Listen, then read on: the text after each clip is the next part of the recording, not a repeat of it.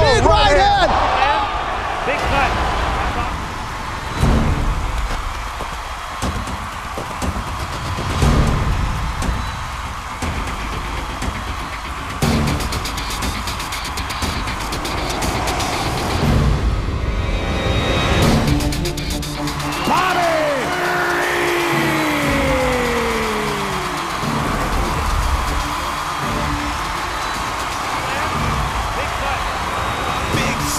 By Rampage Jackson. And that's it.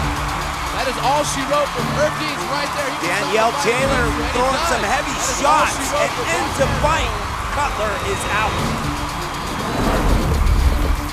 Insane airplane toss by Charles Krazy. Landed takedowns. Huge knees. Two huge knees. And there she is, Ronda Rousey making her pro debut in excellent fashion. Jamie Colleen just destroying. Cutler says, no more, I'm out.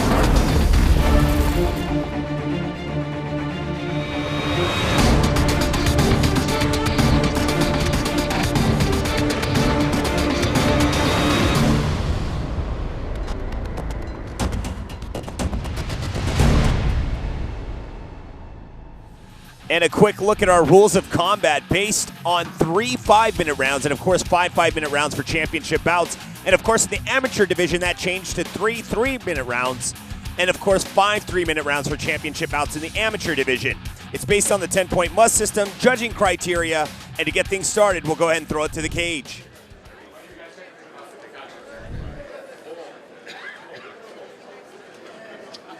And now, ladies and gentlemen, our fighters are ready.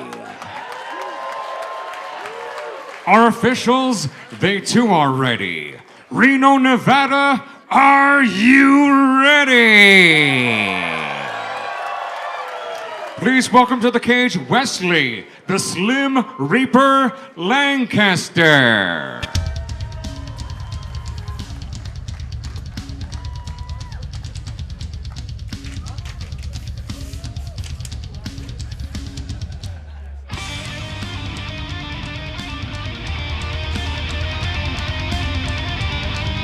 Wesley Lancaster now making his way to ringside.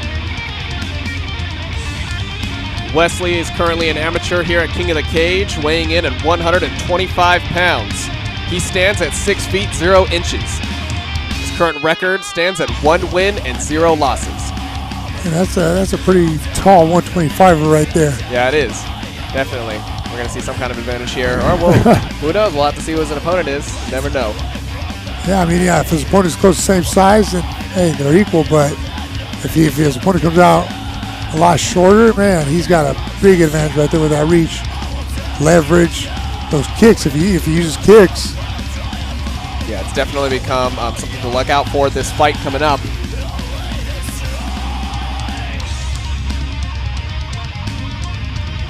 Wesley Lancaster now making his way inside the cage.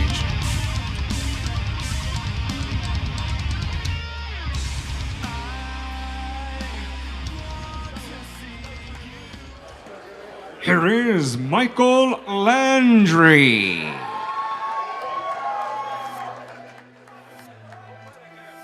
Simone Holmes. If you're coming out of pocket, homeboy, it's Biggie Bang. 4-pound clap, it sound like Biggie Bang. Run through my hood, it's gonna be Biggie Now making his way to ringside, Michael Landry.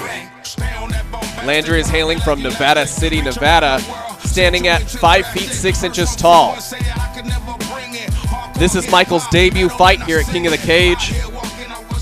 Sure in for an exciting bout. He's fighting a relatively equal opponent, but like you mentioned earlier, he is definitely suffering from that height disadvantage. Oh, of course, man, we're good at what, 4 or 5 inches? Yeah, that's definitely going to make an impact this fight. Yeah, and I mean, Landry's here, has started his jiu-jitsu. You know, he's a white belt, fresh, but you know, if he's a quick learner, might come in handy being able to take down the taller opponent in Lancaster.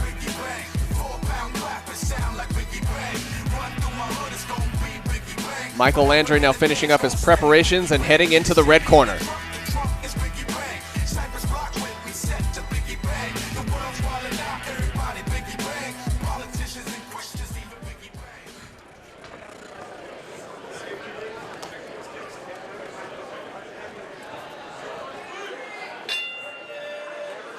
Ladies and gentlemen, from the sensational Silver Legacy Resort Casino, Reno, Nevada, King of the Cage and General Tire present this 3-round bout in the junior flyweight division. Your referee in charge of the action, Tom Supnet. Introducing first, in the Lucas Oil blue corner, standing 6 feet tall, official weight 121.2 pounds. He represents Combat Sports and Fitness. Ladies and gentlemen, from far Texas, presenting Wesley the Slim Reaper Lancaster. His opponent across the cage, fighting out of our General Tire red corner, stands at 5 feet 6 inches tall. Official weight 119.8 pounds. He represents Powerhouse MMA. Ladies and gentlemen, from Nevada City, California, presenting Michael Landry. Once again, your referee in charge of this 3-round junior flyweight bout, Tom Supnet, now with final instructions. Okay, guys, I want you guys to follow my instructions at all times and defend yourself at all times. Touch him up. Good luck. And we'll kick off round number 1 between Wesley Lancaster and Michael Landry. Lancaster in the blue gloves, Michael Landry in the red.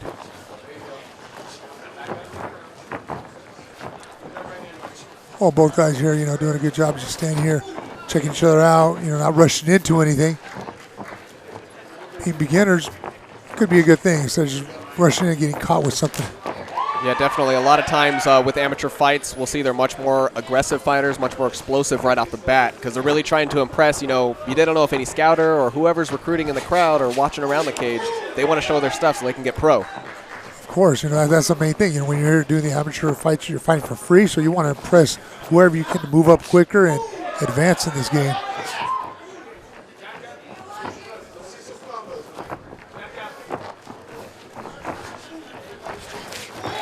Landry takes a couple shots there. Yeah, you see that reach advantage right there, obviously. Definitely, yeah.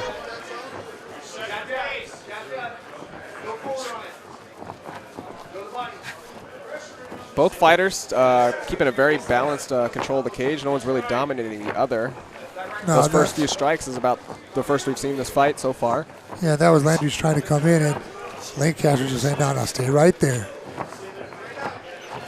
Landry just looking for an opportunity to get inside. I'm sure he's trying to close the distance wherever he can. Oh, see, right here he's doing a good job with those kicks, because his legs and Lancaster's arms probably about the same length. Most likely. Yeah, it's definitely a good point there. See that? I mean, he was a good 6 inches short on those punches. I mean, yeah, you can see it. It's very yeah. Lancaster's doing a good job staying right out of Landry's reach. Both fighters staying very cool-headed, very calm, very mature for amateurs that we've seen in this fight ring. Yeah, I mean, for the experience that they don't have, I mean, they're doing a good job being composed right here. Just like that. We're going to heat things up a little bit here. Oh, almost got that reversal on that takedown. Good job by Lancaster, though, keeping good balance and control. Landry doing a good job staying tight here, trying to keep Lancaster close, but he breaks out. Landry really going to have to watch for those strikes. He does. I mean, Lancaster led him up, but, he ate one coming up just for that. So when he gets up, and that's part of being an amateur, and your first fight here, when you get up, you always got to know something's going to come at you if you just get up and, straight in your opponent's face.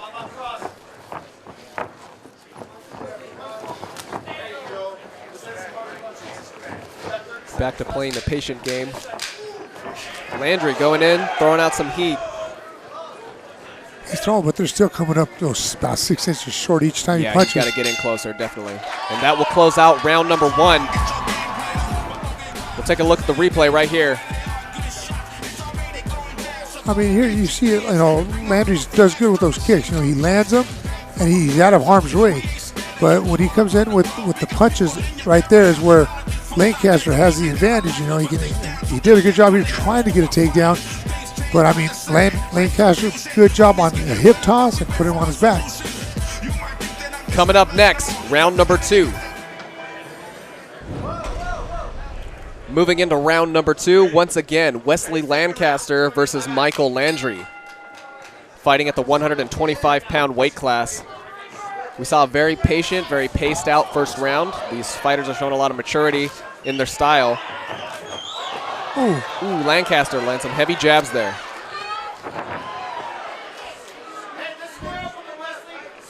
Well, that was a quick takedown right here by Lancaster. I mean, he dropped those bombs on him and just got him off balance and probably wobbled him a little and just boom, straight to the ground. And see, last time they were on the ground here, you know, Landry tried to go for I believe it was a triangle, but Lancaster right away popped off and away. So let's see what he tries now.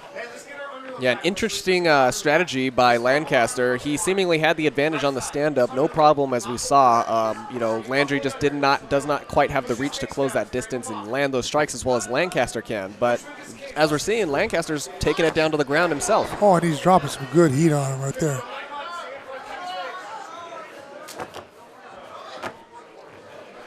I mean, his corner could have told him in between rounds, you know what, that first round could have been close because of those kicks Landry threw.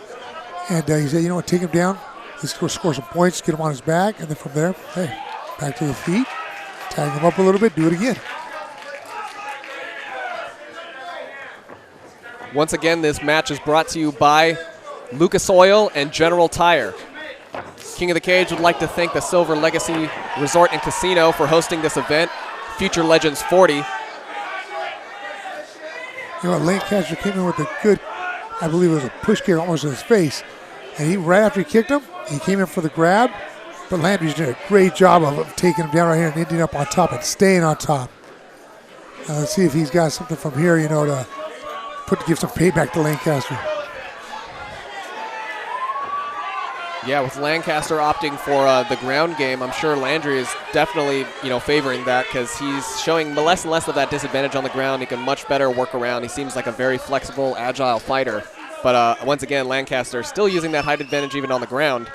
Yeah, I mean, you know, right here, it's better for Landry's right here on the ground, not on his back, but on the ground. He's not taking as much punishment. So to say, you know, when the strikes hit him on top, man, his head's popping back. It ain't looking good. Yeah, it's definitely a risk. Yeah.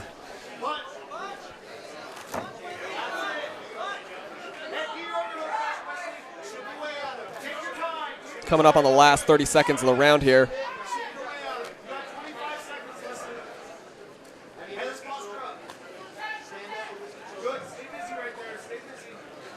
Well, Landry keeping the distance closed. So I was just going to say the same thing. He's keeping it nice and tight right there, not letting him get no strikes off.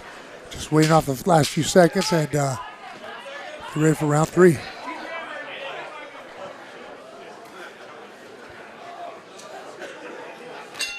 And that will conclude round number 2. Fairly even match thus far. We'll take a look at the replay. Look at those shots. When he gets hit, you know, Landry's head goes straight back.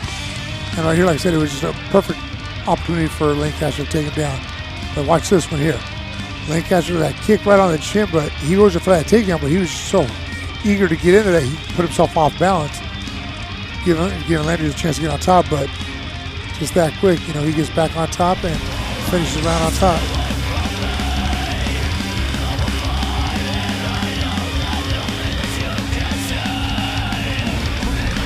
And we'll start things off for round number 3. Wesley Lancaster versus Michael Landry. We'll see how the conclusion to this fight will go about. Now Landry's really going to have to, I think, put on a little more of the aggressor role and really going to have to do a little bit more damage to just push that little bit, a couple of points above Lancaster. Yeah, you know, that first round, it still could have gone either way. The second round, I'd give it to Lancaster just because he had those 2 takedowns, or was it 3? But, you know, he had the advantage there, you know, all the way through the round, good control. But let's see if he sets it up again with these strikes and goes for another takedown. Yes, Landry still very much in the game. He's looking very focused. I mean, like I said, you know, if we had to pick somebody, Lancaster seems to have the lead right now, but definitely not by, you know, a vast majority. Both fighters still looking very fresh. This still could go either way.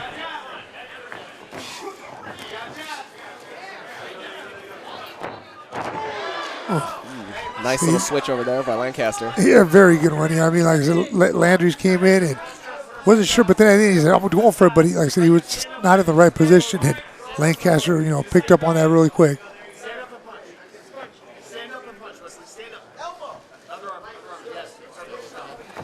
Yeah, Lancaster definitely going to rack up some domination points from that.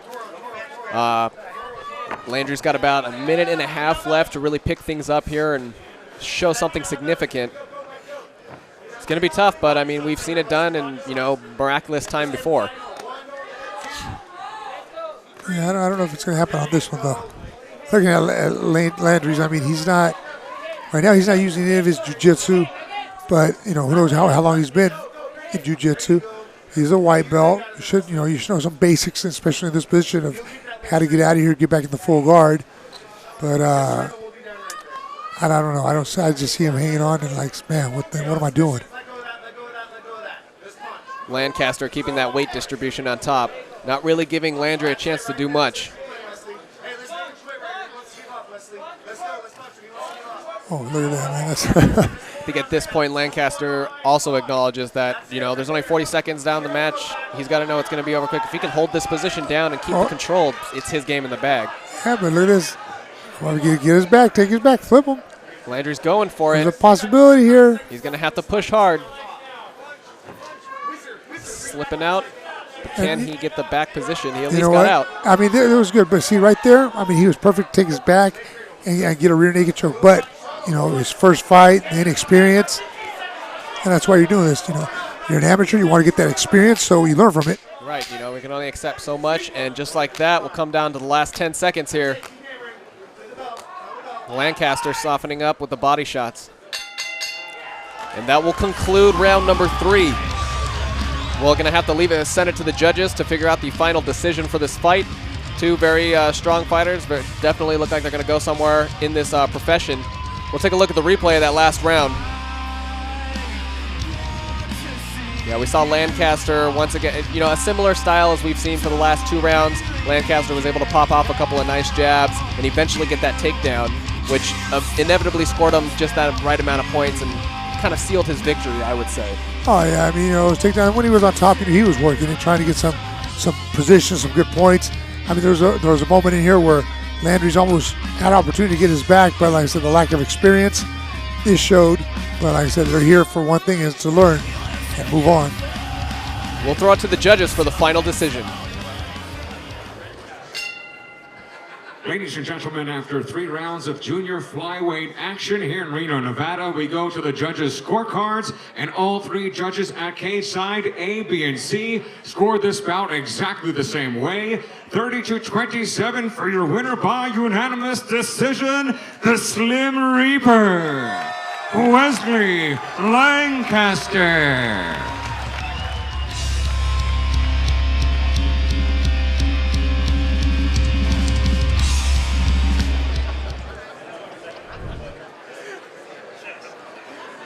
Here is Luke Brutality Brewer.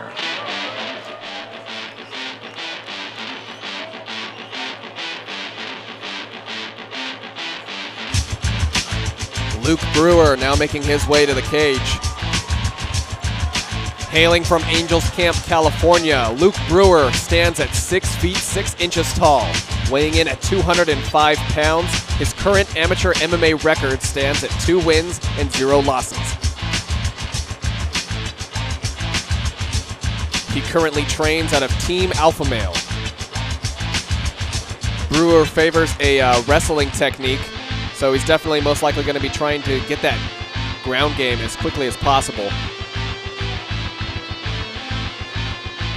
He's a very tall fighter here, so he could very well have a good height advantage, as we saw in the last fight. Yeah, I do believe, he's got a lot of wrestling, high school, a little bit of college, junior college, wrestling, so we'll probably see a lot of that in this fight. His opponent, Thomas Moody, also shares a ground game style or preference. Instead, he studies more of the BJJ and also has some high school wrestling experience. So Luke Brewer's really going to have to be looking for that, looking out for that. His skill's really going to be tested definitely on the ground. Yeah, I mean, right here, you got two wrestlers, but one with a little more BJJ, so one, and I believe, what is this? Luke is the taller opponent. So, he has an advantage in the wrestling part because he's got more leverage, the ground, all that kind of stuff. But, like I said, wrestling and jiu-jitsu are two different things. So his opponent's got some wrestling. If you don't have that much of BJJ, that's where the advantage could come in.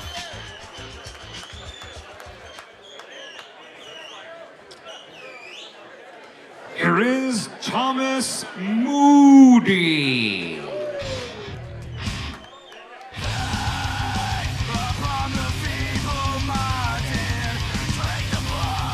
Thomas Moody now making his way to ringside.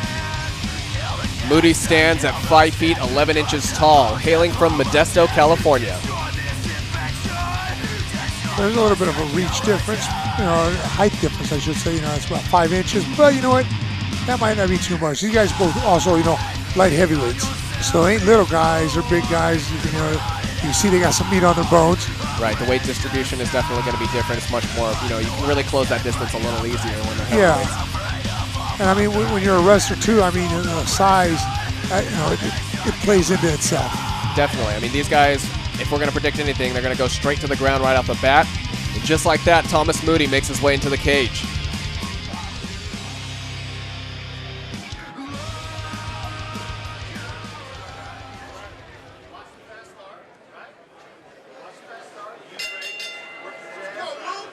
Ladies and gentlemen, from the spectacular Silver Legacy Resort Casino, Reno, Nevada, King of the Cage and General Tire present this 3-round bout in the light heavyweight division. Your referee in charge of the action, David Shirley. Introducing first, in the Lucas Oil blue corner, standing 6 feet 6 inches tall, official weight 203.2 pounds. He represents Team Alpha Male. Ladies and gentlemen, from Angels Camp, California, presenting Luke Brutality Brewer. His opponent across the cage, fighting out of our General Tire red corner, stands at 5 feet 11 inches tall. Official weight 194.4 pounds. He represents Modesto Power. Ladies and gentlemen, from Modesto, California, presenting Thomas Moody. Once again, your referee in charge of this 3-round light heavyweight bout, David Shirley, now with the final instructions. All right, gentlemen, they went over the rules in the back earlier. I expect a clean, good fight. Touch gloves now. I'm out ready to bang. Let's kick off round number 1 between Luke Brewer and Thomas Moody.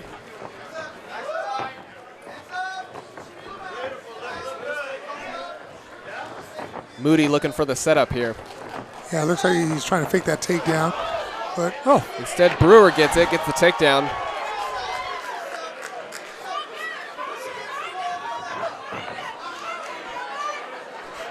Well, let's see if Moody's jiu-jitsu, overdoes Brewer's wrestling skills. Yeah, definitely interesting scenario here. We have a wrestler on one end that's got a lot of wrestling experience since high school all the way up into college and further. The other, a little bit some high school wrestling experience, but more of that jiu-jitsu like you were saying. But it looks like Brewer's ending up on top here. But Moody trying to get his way back onto his feet, but Brewer pushes him back down.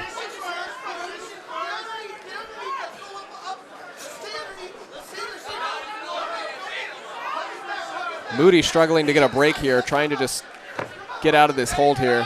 Yeah, looking at Brewer right now, I mean, it looked like he was going for a guillotine or some kind of guillotine. I think it was more of just a hold, just to try and do something to punish him.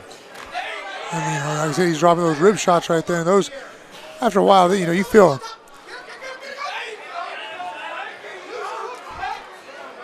Moody, he is using his jiu-jitsu training right there, trying to, keep him off balance and move him around and, get a reversal.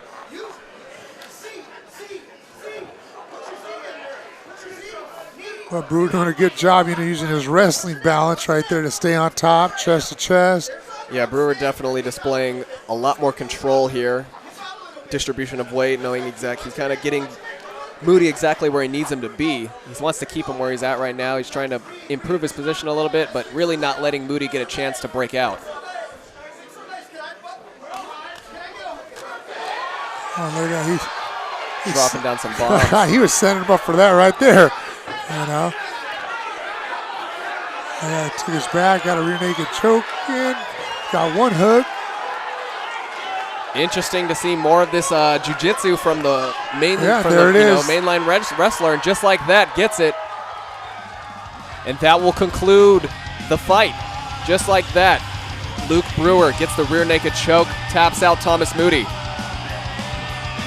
We'll take a look at the replay coming up right here.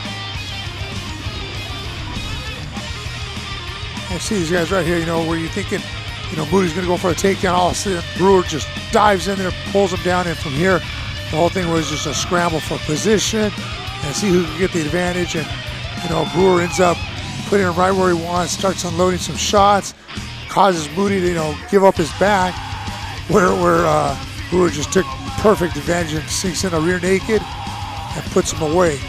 I mean, it came a lot quicker than I expected, but it was good.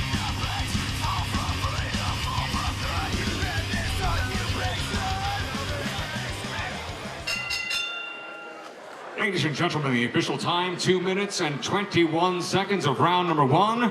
Your winner by tap out via rear naked choke, Luke Brutality Brewer.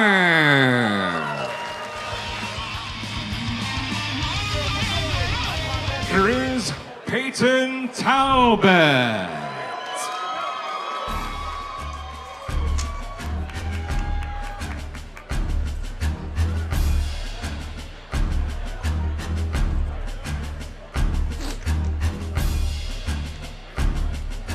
Peyton Talbot now making his way to the cage. Talbot hails from Reno, Nevada, and stands at 5 feet 9 inches tall, weighing in at 135 pounds. This will be Talbot's first amateur fight with King of the Cage. He trains out of Reno Academy of Combat in Reno, Nevada. Yeah, so we'll see. He got a little fro going there. It's a good look. It makes him stand out. So let's see if he's, besides the hair, if he's got any other attributes in the cage that will make him stand out and shine a little more than his opponent. Well, I guess we'll just have to wait till it gets inside the cage to really see what happens. His opponent, Ernesto Villegas, has just a little bit more experience, not very much, only about 1 fight's worth. So honestly, it's unpredictable. It could go either way. Hopefully, it's just an exciting fight. Peyton Talbot now makes his way into the cage.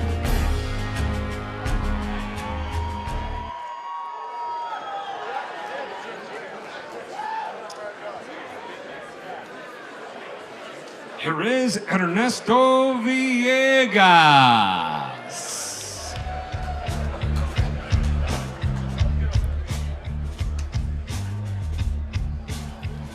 Ernesto Villegas now walking to the cage.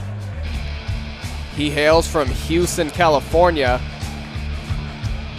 Standing at 5 feet 3 inches tall and weighing in at 135 pounds. Ernesto Villegas has fought 1 amateur fight so far with King of the Cage.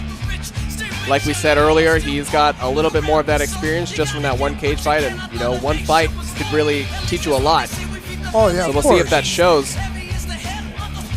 He trains out of Modesto Power in Modesto, California, and favors a boxing stand-up style, but also trains wrestling as well. He's got some Brazilian Jiu-Jitsu experience. He's a white belt, so maybe not as much, but it's still something.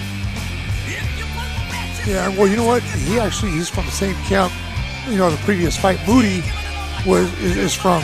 So, they might be training. Or are they training? Oh, wait a minute. 135, yeah, they might roll around here and there. But he's a lot smaller than his teammate Moody. Ernesto Villegas now making his way into the red corner.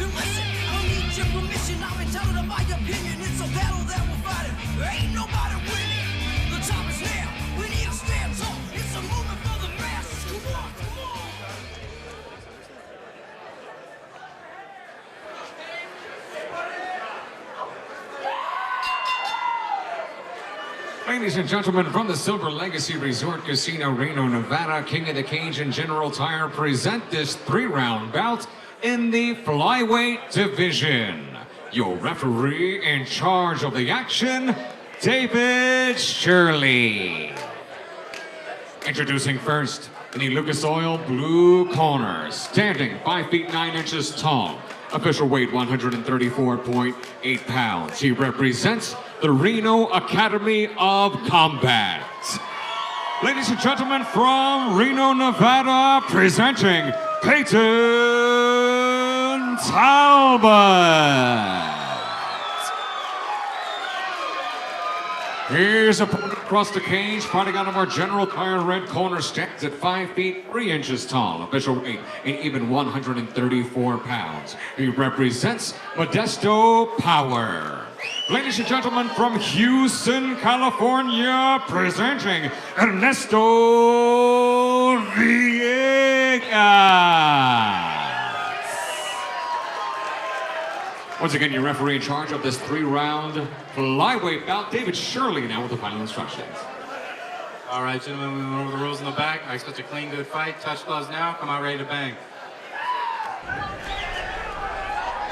Let's kick off round number 1 between Peyton Talbot and Ernesto Villegas. Again, a little bit of a height advantage for Talbot. Oh, a nice kick. Oh, return. Look at that. That's what I'm talking about. 1 for 1. You give, I give. Nice to see a little bit of change up in style here. The last couple fights have been majoritarily ground game. Now, nice to see a little bit of stand-up, some nice kicks, some nice jabs. Yeah, good movement on both these guys right here. Both these guys look very speedy, very agile. That's what you can expect out of 135ers, you know. They got a lot more energy, less body mass to move around.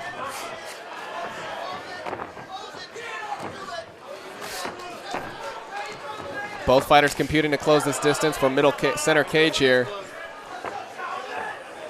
Yeah, both guys really relaxed too, but you know they're throwing, but not committing a whole bunch. But I mean they're just putting it out there, getting their range, everything to do to execute the fight the way they need.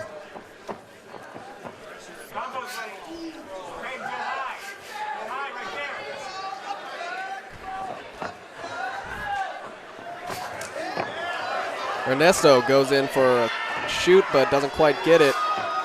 Oh no, I mean that was actually a it good was shot. Clean. Yeah. It was clean. He got it there. He realized it wasn't there. He backed up instead of hanging on and trying to keep going for something and wearing himself out. But dang, he's taking a beating right now. Tables have turned all of a sudden. Talbot keeping him up against the cage, landing some nice kicks, some nice strikes. Yeah, I think it surprised Villa right there when he started getting caught, one right after the other. See right there, Talbot did a rookie mistake. Pressed him up against the cage, let him recover. Look at that, now he's eating some. And you don't think about it, but one fight in the ring makes a big difference in your experience-wise. It does, definitely. It gets some jitters out, lets you know, hey, what to expect, how to move, and what to do. When you get hit, makes you plan for your next fight. Right, definitely isn't just your typical training or sparring with someone at the gym. It's a completely different experience. You're surrounded by a crowd of thousands of people. Anything can go on. There's so many different factors.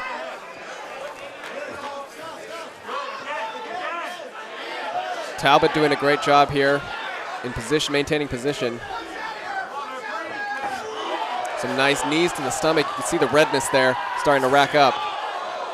All those body shots Talbot's landing is adding up, and Villegas is feeling him. You can see the way he moves.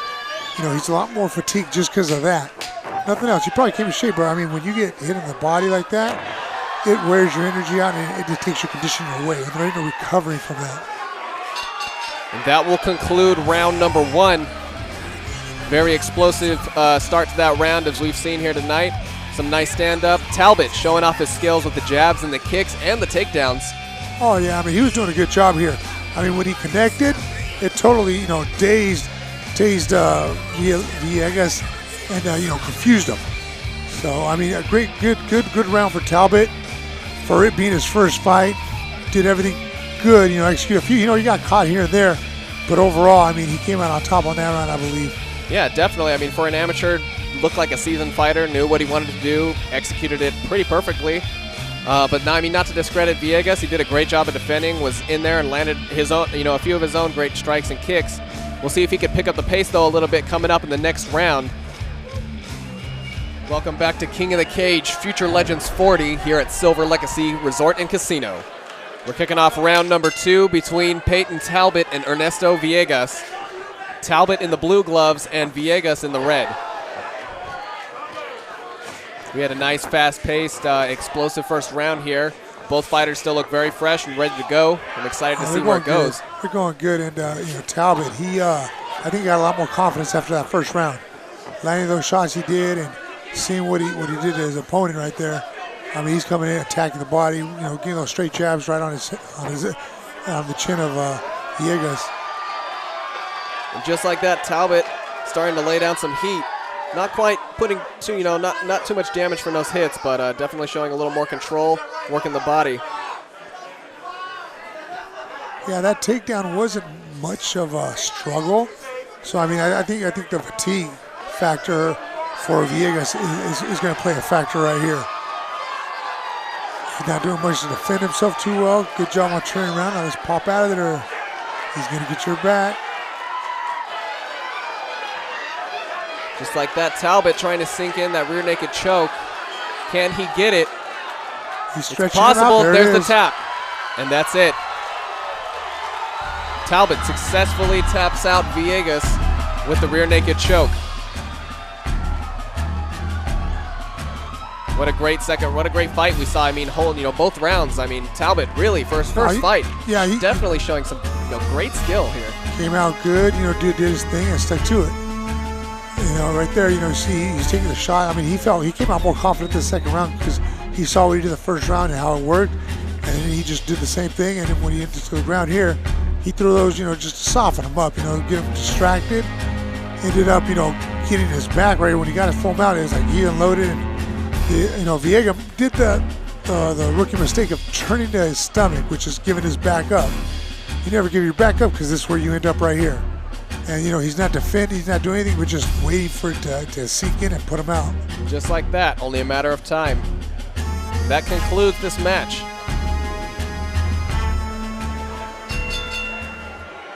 Ladies and gentlemen, the official time, 1 minute and 12 seconds of round number 2. Your winner by tap out via rear naked choke, Peyton Talbot.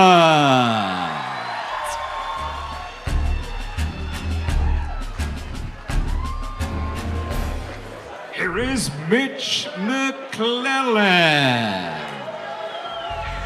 Yeah, the underground revolution is on. This that shut noise dawn. Hey, yo, Mitch McClellan now walking his way to the cage.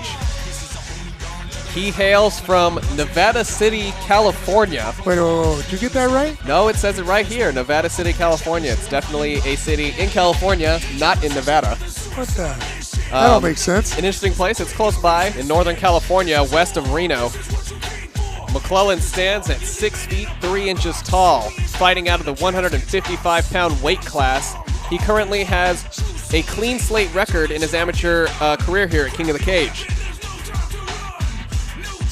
He trains out of Powerhouse MMA and practices a Muay Thai Brazilian Jiu-Jitsu style and technique of fighting. Interesting. So, I mean, just off that, he's got stand-up, he's got ground. So, I mean, that's good. When you come in, it's good to know both, not just be one-sided. Hey, I know some wrestling, some BJJ, or, hey, I know some boxing and some, Muay Thai. Hey, he's got a little bit of both. Advantage so far, him. Let's see who his opponent is. Here is Angel Romano.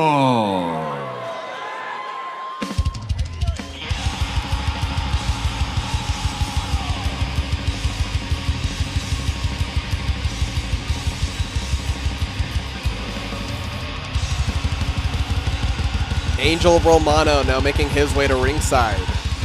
Romano hails from Reno, Nevada. He stands at 5 feet 9 inches tall and fighting out of the 160-pound weight class.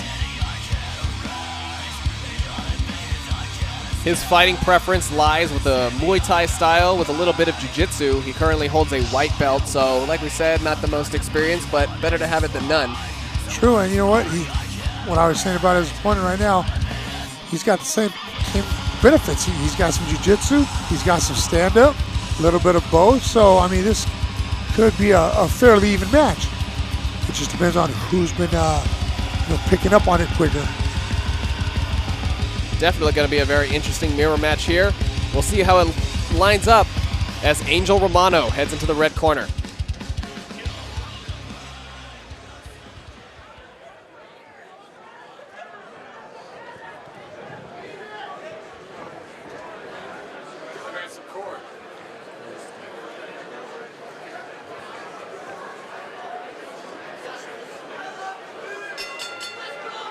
Ladies and gentlemen, from the sensational Silver Legacy Resort Casino, Reno, Nevada, King of the Cage and General Tire present this 3-round bout in the junior welterweight division. Your referee in charge of the action, Tom Supnet. Introducing first, in the Lucas Oil blue corner, standing 6 feet 3 inches tall, official weight 152.6 pounds. He represents Powerhouse MMA. Ladies and gentlemen, from Nevada City, California, presenting Mitch McClellan.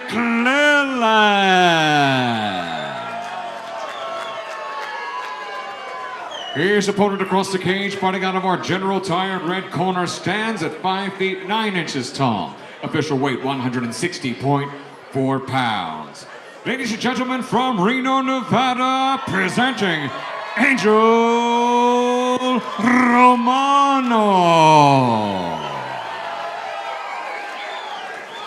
Once again, your referee in charge of this 3-round junior welterweight bout, Tom Supnet, now with the final instructions. Hey guys, I want you to follow my instructions at all times. Defend yourself at all times. Touch him up. Good luck.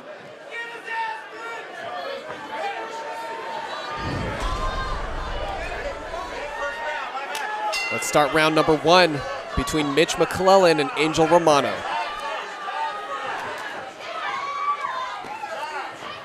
McClellan once again in the blue gloves, Romano in the red. And like we were saying before, both these fighters share a Muay Thai preference. Got a little bit of Brazilian Jiu-Jitsu as well. So really going to be interesting how this plays out. Well, McClellan starts off with his hands and just shoot his hands, and right away, Romero says, hey, you know what? I'm use my legs. And, evens it out a little bit, but now, it's going hand for hand. And McClellan lands some good shots there.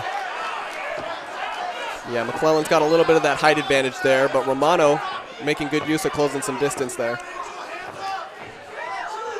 Yeah, if he keeps using his legs the way he is, it's gonna go turn towards his advantage because he sets it up good. He throws his kick, follows it up with a few punches, and then they land, and they're doing good.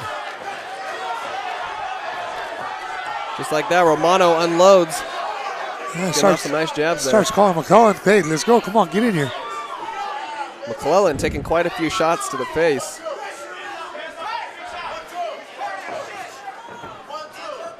Yeah, Romano, I should say, just realize, hey, you know what? When I get in and start punching them, they land, and I'm doing damage. Yeah, definitely. Romano looks like he's got a little bit more of the speed advantage here as well. Helps kind of balance out McClellan's height. Yeah, I mean, the more McClellan allows Romero to get in close, it makes it hard for his reach because now he's got to loop his arms around to get a clean shot where Romero is just shooting straight right in and connecting. The ref will call a timeout here. Mouthpiece came out. And that's another thing too, when you're amateur, a lot of times you don't get those mouth-fitted mouthpieces. And yeah, one hit, boom, comes right out. Definitely can make a already dangerous situation a little worse. I've had both my 2 front teeth chipped just from not having my mouthpiece on when I'm sparring. Thinking, I won't need it. We're going light, and it's a little tap. Oof. That's all it takes. So yeah, mouthpiece, very important part of MMA and training. That is, if you like your teeth. That's true, and I like mine. McClellan starting to use that distance a little more here. Romano waiting for an opportunity. They're going blow for blow here, too. I mean, you know, Romero lands a good shot. McClellan comes back clean. Boom, There goes boom. that mouthpiece again. And it is. I mean, they're just probably your Walmart brand. You know, you just get it and boom, one little shot. If you ain't got your mouth closed, it pops right out. Welcome back to King of the Cage Future Legends 40 here at Silver Legacy Resort and Casino. We're about to start round number 2 here between Mitch McClellan and Angel Romano. We saw a pretty heated first round here. A lot of jabs thrown back and forth. A lot of shots made. We're going to see where it develops from here. Definitely seeing both of that, the Muay Thai skills coming out in both of these fighters. Of course, yeah. I mean, they're not hesitating on their shots. They're throwing good.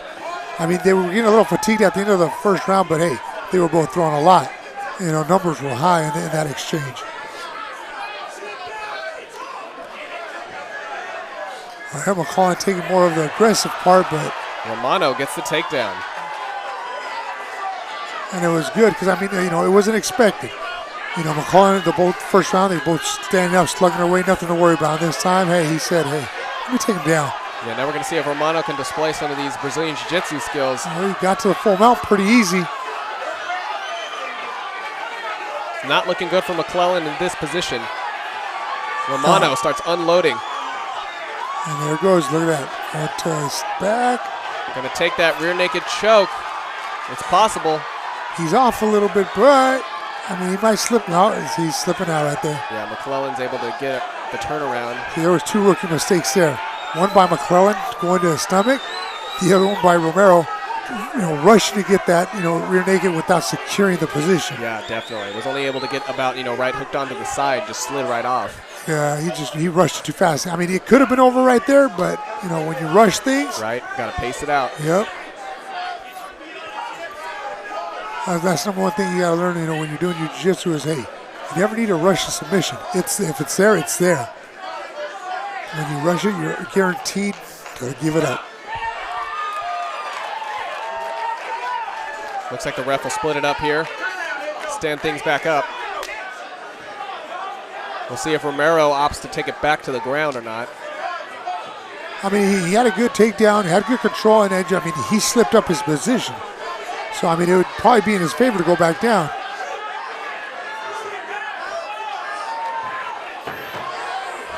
Romano takes the back. Tries to get the takedown here. Now he's got his hooks in. Yeah, looking like another attempt at the rear naked here. I mean, his position's a lot better now this time, but he still doesn't have it all the way. McClellan doing a good job of, you know, fighting those hands off. Coming down to the last 20 seconds of the round here. I mean, this round, too, another close round. Both guys going at it good. You know, Romero had 2 takedowns, and on this time, you know, he's got a good position here for rear naked. But I don't know, if that's enough for him to win the round here, or because McClellan reversed him earlier, too. Just like that, that will conclude round number 2. Let's take a look at the replay of that last round. Once again, we got a very explosive second round. A lot of jabs thrown again, just like we saw the first, but Romano opted to go for that takedown about midway through that round, was able to get it pretty clean. Almost got that rear naked choke a couple of times, but couldn't quite get it, like you were saying earlier. It was rushing it just a little bit. Yeah, this time, you know, the second time around, he put both his hooks in, was just on his back right, sinking in, but I say he just didn't get under the chin enough, so it gave McClellan a chance to, you know, fight those arms, get himself free out of harm's way.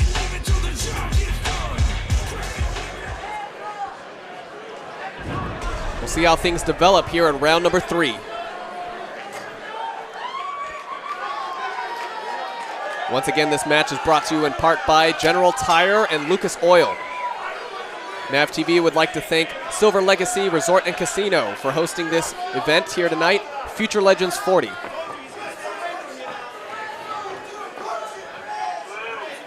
See right here, McClellan should be unloading right on his face. Romano is reaching to, you know, for that takedown to close the gap and leaving his face wide open. Look at that, possible right? takedown, but McClellan almost gets that guillotine there. Almost. It looked pretty good. Yeah, could have been very bad for Romano, but wasn't quite locked in tight enough. McClellan showing a little bit more skill here now in the defense game on the ground. Yeah, I mean, I'm pretty sure the ref, if they stay here long enough, he'll stand him up again. And that works Definitely. in McClellan's favor, but it looks like he might. No. Thought he was going for an armbar there.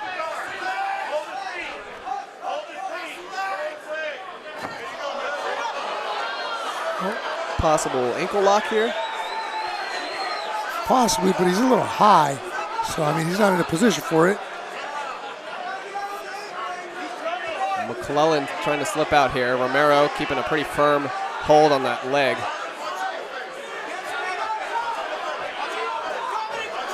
And see, that's one of the problems right there. When you hold something thinking, hey, I just want to keep him here, you allow your opponent to advance to a better position.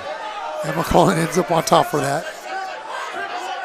Romano holding tight, trying not to give McClellan any room to smooth. This ain't good for Romero. I mean, this could be the opportunity McClellan needed to take over the fight and finish the fight. That's very possible. He's got a little over a minute to do some damage and, maybe even get the ref to stop the fight if he unloads some bombs on him right there. Plenty of enough time if he can get himself into the right positioning.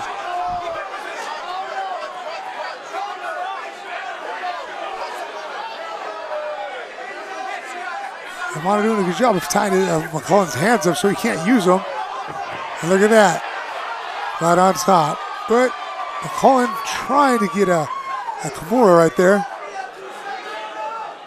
Pops the arm out. It's possible. He cranks it. Gets reversal. Gets up on top. Man, 30 seconds to do some damage. Come on. He's got enough time to do something here. No one's giving up this fight, I tell you, man. They're both going for it. And that's great. You're thinking, hey, okay, this is it. He's got him, and boom, reverse positions, and they keep going. Yeah, it's still really anyone's fight. If this ends up going to the judges, I can't really give an accurate, guess at who takes this. Yeah, no, all these rounds were really close. Especially this one here. I think McClellan really pulled that extra weight and kind of pushed himself right there with Romano. Definitely no doubt this could go either way. And look at that, just like that. One reverse positions again. Right back over. I would hate to be a judge for this one. That will conclude round number 3. Let's take a look at the replay. We saw Romano again going for that typical aggressive style he was going for. Managed to get the takedown, but almost got caught in that guillotine right there. Yeah, I mean, if it was in the third round where they were all sweaty, it could have been bad for him. Yeah, that could have been it, but McClellan was able to get some nice shots in dominating that top position. Yeah, but just as he dominated, and here almost got a good Kimura, turned it into a reversal, ends up on top. We'll leave it up to the judges for the final decision.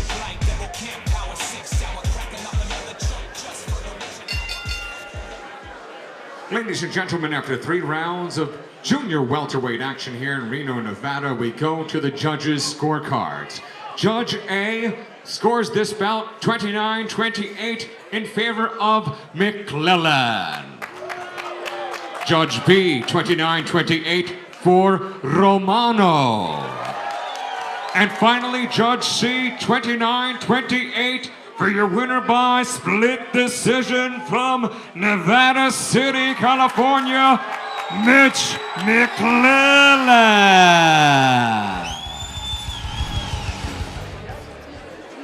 Here is Luis Hernandez.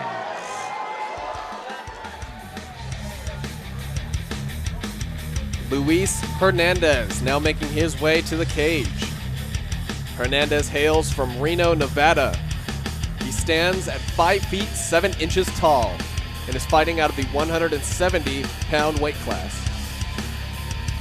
His current amateur MMA record stands as a clean slate here with King of the Cage. And he trains out of Reno Academy of Combat in Reno, Nevada.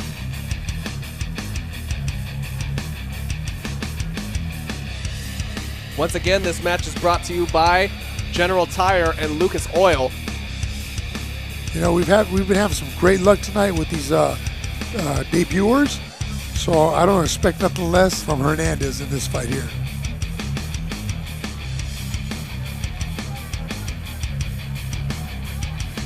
Hernandez now finishing up his cage side preparations here. And always the most important things, they say, put the grease on, make sure nails are trimmed, and you don't want to, accidental eye gash just because your nails are long, or even a cut right along your arm when you're trying to grab somebody and just big old claw marks. Those are the worst. Definitely. In a sport like this, safety is always first priority because you never know what could happen. Hernandez now steps into the cage.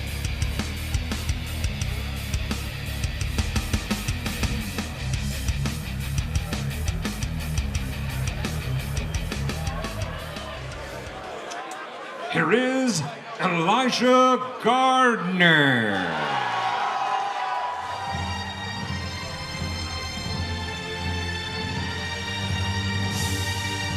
Urijah Gardner now making his way to ringside. Gardner hails from San Jose, California. He stands at 6 feet tall.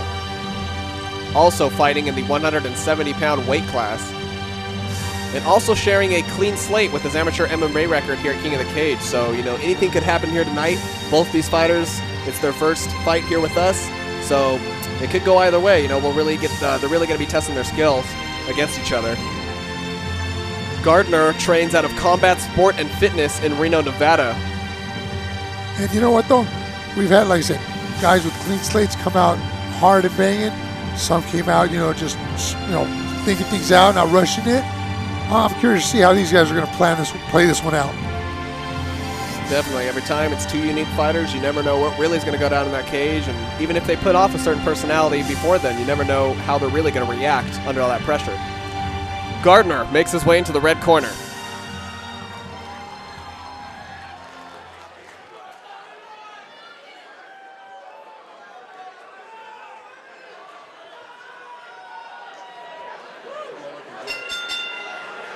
Ladies and gentlemen, from the Silver Legacy Resort Casino, Reno, Nevada, King of the Cage and General Tire present this 3-round bout in the welterweight division.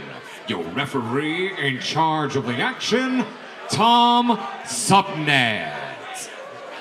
Introducing first, in the Lucas Oil blue corner, standing 5 feet 7 inches tall, official weight 168.8 pounds. He represents the Reno Academy of Combat. Ladies and gentlemen, from Reno, Nevada, presenting Luis Hernandez.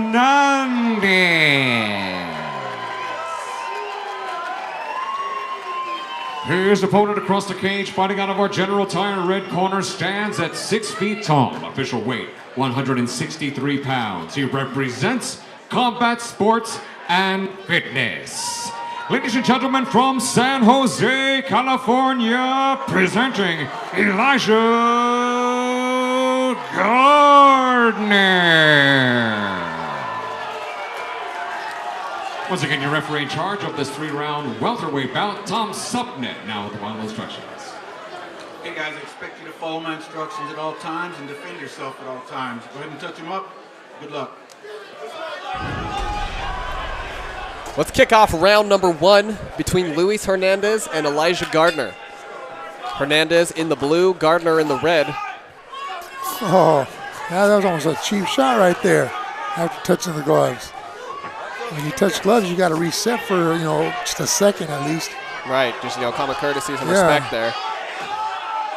Doesn't look like it phases Hernandez too much, though, as he's trying to get this turnover here. Try to use the old-fashioned, what is that, bully head and arm throw?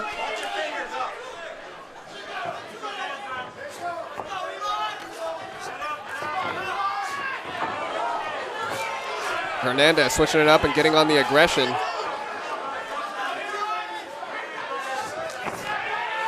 Gardner shoots in, doesn't quite get it, but gets him down to the ground. Maybe not as effectively as he wanted it to, but nonetheless gets the positioning, gonna land some blows here.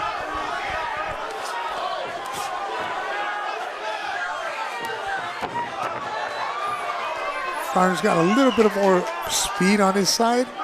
On that takedown, he shot in and then re-shot. And that's when Hernandez was thinking, hey, okay, he's quitting. So, that's one advantage of having speed. Definitely. Hernandez gets a little takedown there. Going for the back. But now I'm wondering, too, because that takedown Hernandez just did was, slow, thought out and stuff. But there wasn't much fight in that.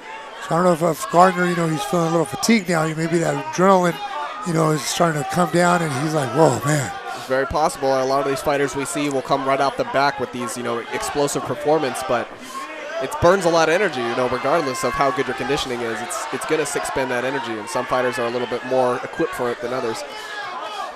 But Gardner doing a decent job at defending this fight thus far. Hernandez keeping a decent position here, taking that back. He's got his hooks in, drops down the weight, that makes it uncomfortable for Gardner right there to be. So, he's taking the full weight on him. Like I said, these shots are just to soften them up and open them up. Try and get that rear naked.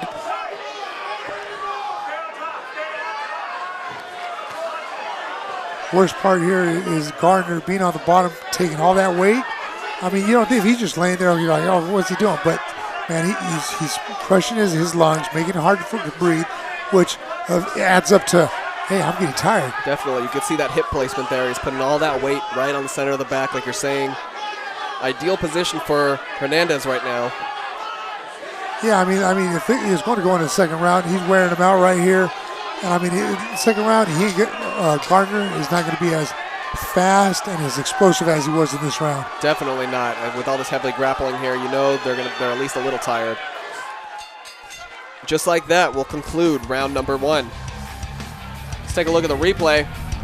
Another explosive performance, another nice stand-up fight as we've been seeing here until it got down to the ground. A nice mix, actually, of the two. Gardner came out very promising, dishing out a little more heat in the beginning. But like you were saying, it looked like that fatigue was setting in just a little bit, and Hernandez was able to take the back, get his hooks in, almost have a real nice hold there. Yeah, the good thing on Hernandez's part right here is that he didn't rush anything. He secured position first before trying to, get a submission. And that's what kept him in this position here. He every time, Gardner was going to get in a position to get out, boom, he'd sink in those legs, drop the hips, and break him back down. Welcome back to King of the Cage Future Legends. We're continuing the match here in round number 2 between Luis Hernandez and Elijah Gardner. Hernandez, of course, in the blue gloves, Gardner in the red. We had a very exciting first round here. Hernandez, I think, taking just a couple more points for control alone. Ooh, sets up a nice little slam there. Yep.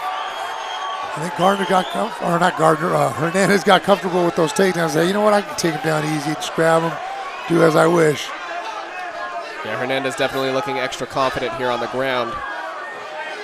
Yeah, that's one thing, you don't want to give your opponent as a fighter confidence, because when they get that, man, that's a boost of energy, strength, everything. And it takes a lot to break that back down. And you see right here, every time Gardner rolls, moves, Hernandez right there just to drop his weight on him.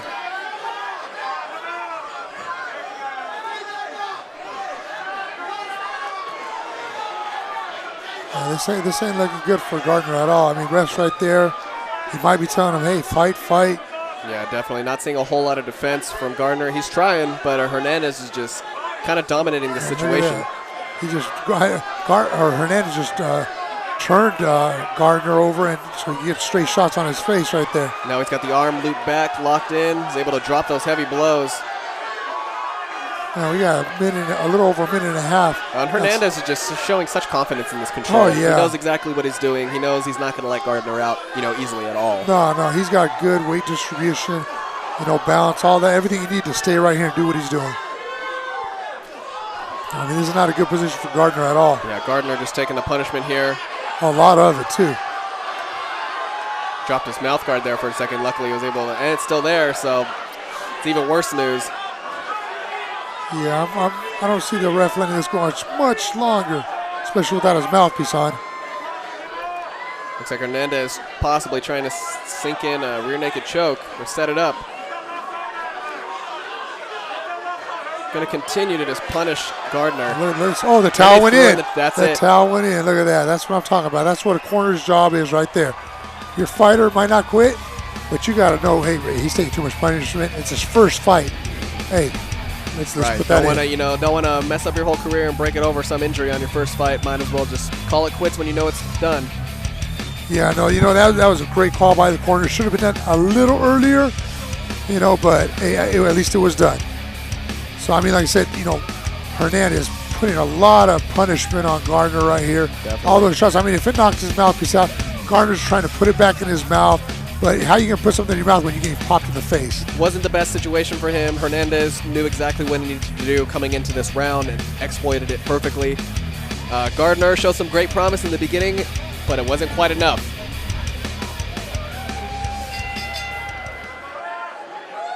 Ladies and gentlemen, the red corner threw in the towel, decided not to continue this evening. The official time 2:08 of round number 2. Your winner by TKO, Luis Hernandez.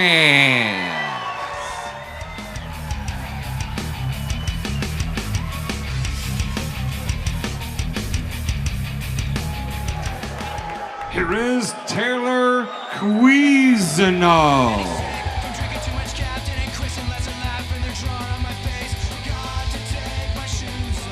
Taylor Quizano now making his way to the cage.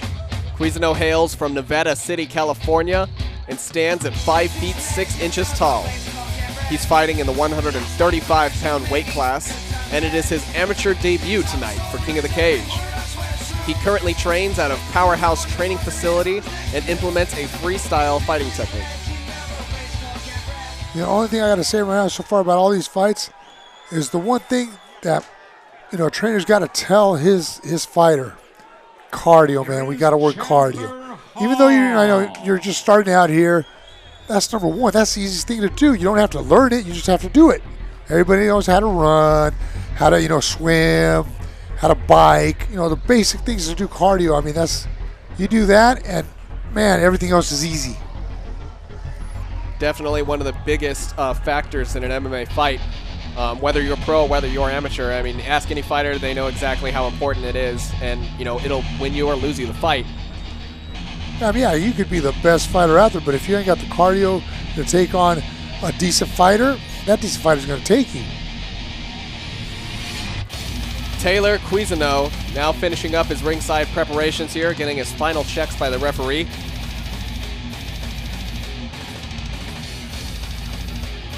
And now making his way into the cage.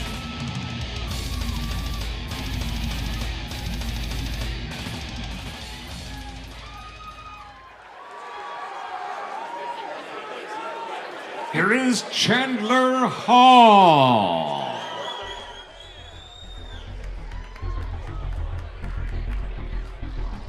Chandler Hall now mocking his way to the cage. Hall hails from Roseville, California, and stands at 5 feet 9 inches tall. He also fights out of the 135-pound weight class, and his amateur record is also clean. Just like his opponent, they're both, and once again, it's this debut fight for both of these fighters. Sure, it's going to be a very exciting bout. Both these guys are going to be trying to prove their stuff however they can, and as quickly, as strongly as they can. Well, they're not too much of a height. At 3 inches is a little bit, but it's not a lot. And the reach shouldn't be too much drastic. Being debuters, like I said, we've had both sides, here where they're fast coming out and explosive and slow and thinking the things out. Chandler Hall makes his way into the red corner.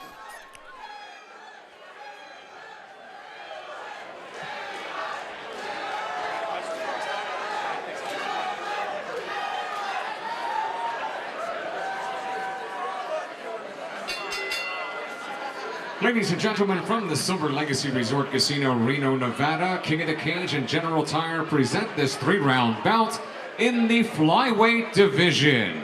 Your referee in charge of the action, David Shirley. Introducing first, in the Lucas Oil blue corner, standing 5 feet 6 inches tall, official weight 133.8 pounds. He represents Powerhouse MMA. Ladies and gentlemen, from Nevada City, California, presenting Taylor Quizano. His opponent across the cage, fighting out of our General Tire red corner, stands at 5 feet 9 inches tall. Official weight 127.6 pounds. He represents Urijah Faber's UFC gym. Ladies and gentlemen, from Roseville, California, presenting Chandler Hall. Once again, your referee in charge of this 3-round flyweight bout, David Shirley, now with the final instructions. All right, gentlemen, we went over the rules in the back. I expect a clean, good fight. Touch gloves now. Come out ready to bang.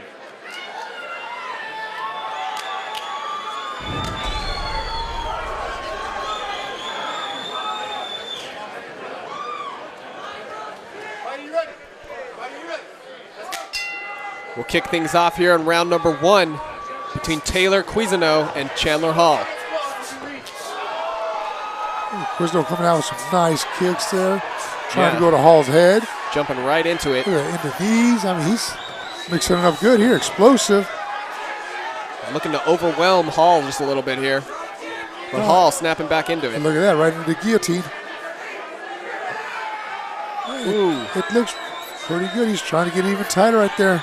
Switching his arm position. He's going to crank it. Ooh, he looks tight. Doesn't look very good, but... Well, his position is off a little bit. He was lifting more of his body when he was on that crank. So he's just got to get his elbow down just a little more, I believe. Twist his body. See, when you go straight back, you can get it, but like I said, his opponent's 3 inches taller, so it gives him that extra break right there. So, but if he cranks his body to the side a little bit when he leans, he pinches the neck off a lot more and puts him away. But, you know, there's nothing to throw those knees, you know. Distract him. Look at, he's going to the ground.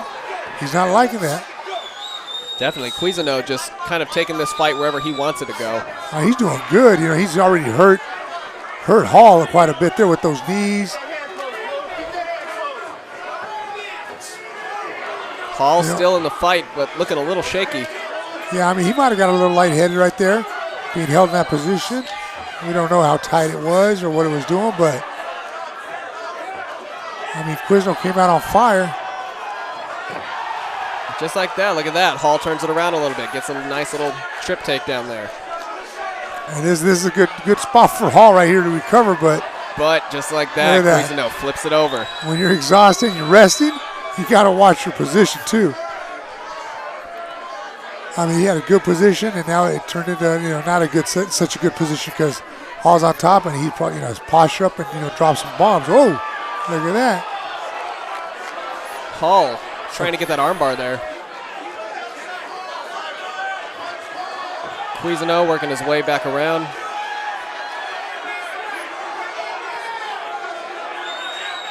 He's got him all crushed up, you know. He's got to make sure he keeps him right there. Driving that knee, you could see it. Quizano just putting that weight right into Hall's That's good, too. face. That's good. Look at it. Breaking him up. Cause him to let go. And grabs the face, puts some nice strikes in. Oh, yeah. You know, and I've thought about that position before, too. I mean, it's not illegal. He didn't strike him, but he just set his knee on there and dropped his. Yeah. It made Hall let go. You know, that was very uncomfortable. Oh, yeah, definitely. You can see his head was just strapped to the side. Couldn't really do much about it. Another knee look to at the that. head. No. Looks like the ref will call a timeout here. Looks like a possible illegal knee. We just got called to a timeout just before we left the break from that knee right there. Looks like we'll start it up again. And just like that, it's the end of the round. Coming back from a nice, very explosive round. We'll check out the replay.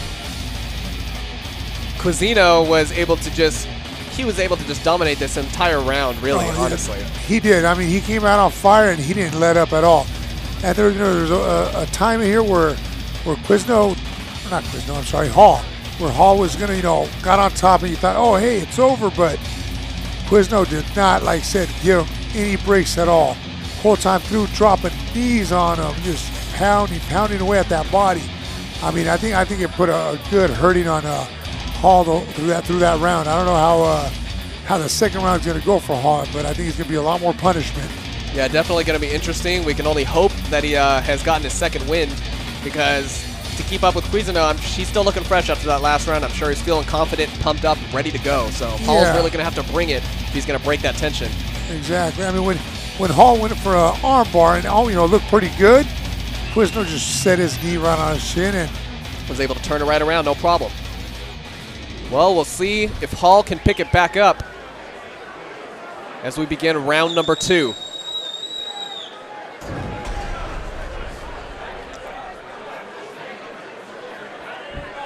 Once again, Quinton in the blue gloves, Hall in the red. Hall still looking fairly fresh, but once again, taking those hits right out the back from Quinton, getting that punishment. There's no break. Quinton's got some good aim, because when he shoots, they land. I mean, it's funny. Hall's moving, but he's getting clipped. Look at that right there. He wobbled him right there. Yeah, Hall definitely, looking a little shaky on the feet, not looking very firm or stable. And it's a hard hit, and that's it. Ref will call it. Yeah, that was, I mean, like I said, those shots Quinton was throwing from right from the opening. I mean, they were landing, and you saw Hall get a little wobbly, and that kick, I think, is what started it for him, really getting really bad. Right. Yeah, definitely just taking just a little bit too much of a beating. I'm surprised the ref didn't call it the last round, but I think Hall was just able to hold it out. Definitely a tough guy. He can take the hits and get right back up. Doesn't back down, but that's not all. It takes a little bit more than that to win the fight. Just he risked that injury. You got to realize, too, these guys are amateurs. They're here to learn right now, to go pro, see if they got what it takes.